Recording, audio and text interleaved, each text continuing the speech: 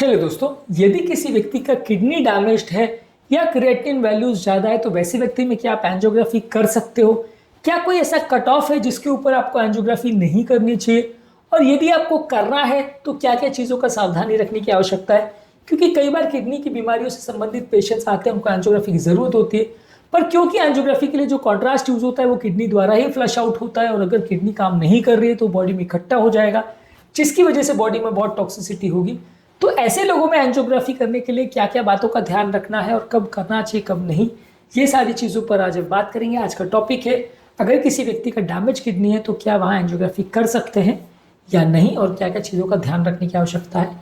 Topic पर जाने से पहले जो लोग हमारे चैनल पर नए हैं उन्हें रिक्वेस्ट करूँगा कि चैनल को सब्सक्राइब करें, वीडियोस को लाइक करें, शेयर करें, फॉलो करें, कमेंट करें, पूरा देखें। कॉन्ट्रास्ट नेफ्रोपैथी पे ऑलरेडी हमने कुछ वीडियोस किए, उनको भी जरूर चेकआउट करें, आपको एक ओवरऑल अंडरस्टैंडिंग बनाने में मदद मिलेगी। चलिए शुरू करते हैं पॉइंट वीडियो। सबसे पहले आपको किडनी का फंक्शन असेस करने की जरूरत है। पेशेंट को यूरिन आ रहा है या नहीं आ रहा है, पेशेंट का ग्लोमेरुलर फिल्ट्रेशन रेट कितना है, उसका सीवियरिटी ऑफ किडनी डैमेज कितना है। यदि पेशेंट बहुत ज़्यादा किडनी फेलियर में है तो वहाँ आपको एंजियोग्राफी अवॉइड करनी चाहिए, खासकर वो एंजियोग्राफी जिसमें बहुत ज़्यादा कॉन्ट्रास्ट लगता है, जैसे कि सीटी एंजियो। सीटी एंजियो में लगभग 100 से 150 ml कॉन्ट्रास्ट यूज होता है, जो कि बहुत ज़्यादा टॉक्सिक होता है। रेगुलर एंजियोग्राफी यानी कैथेटर एंजियोग्राफी जो ज़्यादातर कार्डियोलॉजिस्ट करते हैं, उसमें 10 से 20 ml कॉन्ट्रास्ट में एंजियोग्राफी की जा सकती है, तो कंपैरेटिवली कॉन्ट्रास्ट का एक्सपोजर उसमें कम रहता है। तो ये किडनी के पेशेंट्स में कंपैरेटिवली सेफ है। किसी भी तरह का, किसी भी लेवल का किडनी का प्रॉब्लम है तो रेगुलर एंजियोग्राफी को ही आप प्रेफर करेंगे सीटी एंजियोग्राफी की अपेक्षा। जहां तक पॉसिबल है, अगर एंजियोग्राफी की जरूरत ना पड़े तो ज़्यादा अच्छा है, यदि जरूरत पड़ रही है तो फिर आप रेगुलर एंजियो को प्रेफर करें तो ज़्यादा अच्छा। जितना ज़्यादा किसी व्यक्ति का किडनी डैमेज है उतना ज़्यादा एंजियोग्राफी उसमें करना डेंजरस है। ऐसे केसेस में आपको अवॉइड करना चाहिए कि आपको एंजियोग्राफी ना करना पड़े तो अच्छा है। दूसरी तरह से अगर आप कंफर्म कर सकते हैं कि ब्लॉकेज है या नहीं तो ज़्यादा अच्छा है। जब काम नहीं चल रहा है तो फिर आपको एंजियोग्राफी करनी है।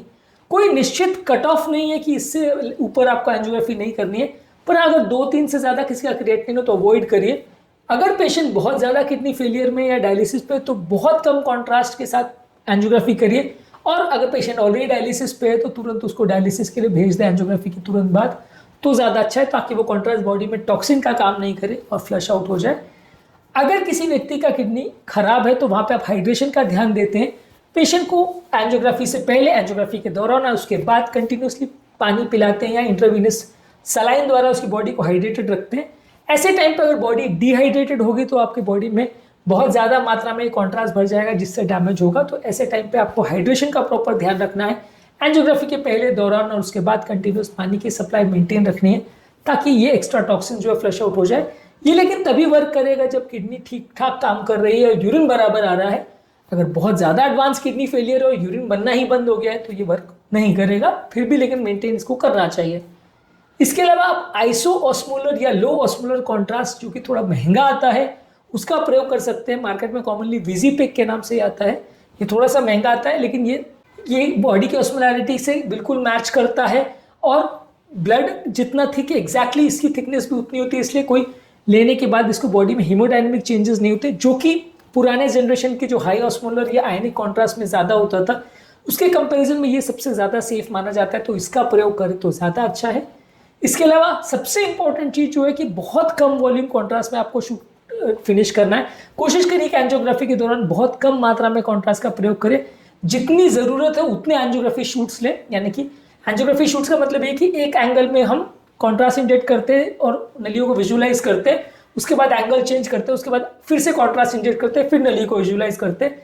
हर एंगल में जब हम कॉन्ट्रास्ट इंजेक्ट कर रहे हैं तो उसको एक शूट बोलते हैं। अगर हमको बहुत किडनी डैमेज है और हमको बहुत लो कॉन्ट्रास्ट में एंजियोग्राफी करनी है तो हम बहुत कम शूट्स लेंगे, जितना मिनिमम पॉसिबल है। यानी राइट की नली का एक ले लिया, लेफ्ट की नली का 2 ले लिया, मिनिमम उसको करने का प्रयास करेंगे, ताकि कम शूट्स लेंगे तो कम कॉन्ट्रास्ट जाएगा, कम डैमेज होगा। इसके अलावा कुछ नेफ्रोप्रोटेक्टिव एजेंट्स जैसे N-एसिटाइलसिस्टीन और सोडा बाइकार्बोनेट के अगर इन्फ्यूजन पेशेंट को दिए जाए तो ये भी कॉन्ट्रास्ट नेफ्रोपैथी को कम करने में मदद करती है। हालांकि इसके लिए कोई क्लियर कट एडवांटेज नहीं है, लेकिन फिर भी इससे थोड़ा फायदा मिलता है। इसके अलावा आप रीनल रिप्लेसमेंट थेरेपी यानी डायलिसिस कर सकते हैं। अगर पेशेंट ऑलरेडी डायलिसिस पर है तो पेशेंट को तुरंत डायलिसिस के लिए भेज सकते हैं, और जो एक्सेसिव कॉन्ट्रास्ट बॉडी में चला गया एंजियोग्राफी के दौरान वो फ्लश आउट हो जाएगा। अगर आपको मल्टीपल प्रोसीजर्स करने हैं कि जैसे एंजियोग्राफी आज करना है, फिर एंजियोप्लास्टी करना है, फिर चेक एंजियो लेना है, तो आप कोशिश करते हो कि थोड़े थोड़े दिन का गैप रखो, ताकि एंजियोग्राफी में जो कॉन्ट्रास्ट गया वो फ्लश आउट हो जाए, फिर एंजियोप्लास्टी में जो कॉन्ट्रास्ट गया वो फ्लश आउट हो जाए। अगर आपको कोई दूसरी नली का एंजियोप्लास्टी करना है तो वो भी कुछ दिनों के बाद करिए, ताकि पिछली एंजियोप्लास्टी में जो कॉन्ट्रास्ट गया वो फ्लश आउट हो जाए। तो कम कॉन्ट्रास्ट में कम कॉम्प्लिकेटेड प्लास्टिक करिए और उसको कम ड्यूरेशन में फिनिश करने का प्रयास करिए, और बड़े बड़े प्रोसीजर्स, बार बार प्रोसीजर्स मत करिए। कॉम्प्लिकेटेड एंजियोप्लास्टी इस तरह के पेशेंट में मत करिए, क्योंकि कॉम्प्लिकेटेड एंजियोप्लास्टी लंबी चलती है और कॉन्ट्रास्ट का प्रयोग ज़्यादा होता है।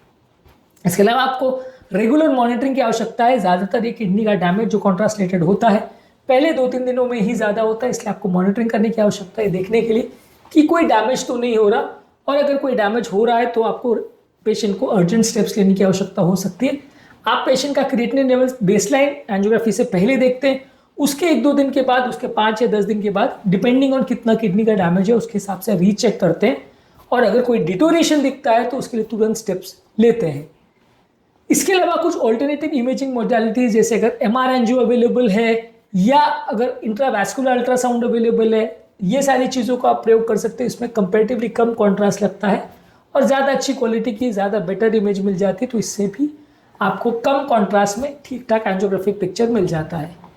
इसके अलावा अगर आपको ज़्यादा अगर किडनी का प्रॉब्लम है तो डेफिनेटली किडनी के स्पेशलिस्ट को कंसल्ट करने की आवश्यकता है। वो आपको प्रॉपर वे में गाइडेंस करेंगे, कितना रिस्क है, कैसा रिस्क है और क्या क्या चीज़ें कर सकते हैं, वो आपकी ज़्यादा बेटर वे में मदद कर सकते हैं, ताकि आपको ओवरऑल एक अंडरस्टैंडिंग डेवलप हो और पेशेंट की एंजियोग्राफी करनी है या नहीं, और करेंगे तो क्या क्या स्टेप्स ले सकते हैं, उसमें आपको बेटर मदद मिल सकती है। और लास्ट इंपॉर्टेंट चीज़ है कि ये सारी चीज़ों के बारे में पेशेंट को पहले से समझा के रखें कि इस तरह का प्रॉब्लम आ सकता है।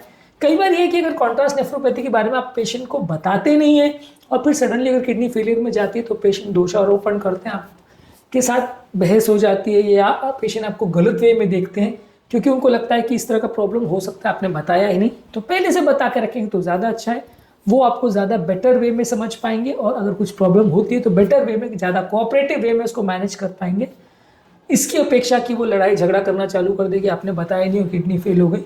क्योंकि ये नॉन कॉम्प्लिकेशन है एंजियोग्राफी एंजियोप्लास्टी का, अगर होता है तो ऑब्वियसली पहले से सावधानियां रखी जाती है, लेकिन उसके बावजूद भी हो सकता है। तो अगर पहले से डिस्कस हो जाए ये सारी चीज़ें तो ज़्यादा अच्छा है।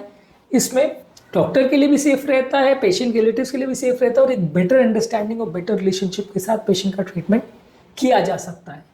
आज का टॉपिक में हमने डिस्कस किया कि यदि किसी व्यक्ति को किडनी का डैमेज है तो वैसे व्यक्ति में एंजियोग्राफी करने के लिए क्या क्या चीज़ों का ध्यान रखने की ज़रूरत है, करनी चाहिए या नहीं, कौन कौन सी चीज़ों का ध्यान रखने की आवश्यकता है, और कोई अगर कट ऑफ है या नहीं उसको करने के लिए, इस पर हमने बात करी। उम्मीद करूँगा कि आज का टॉपिक में कुछ नई बातें जानने को मिली होगी।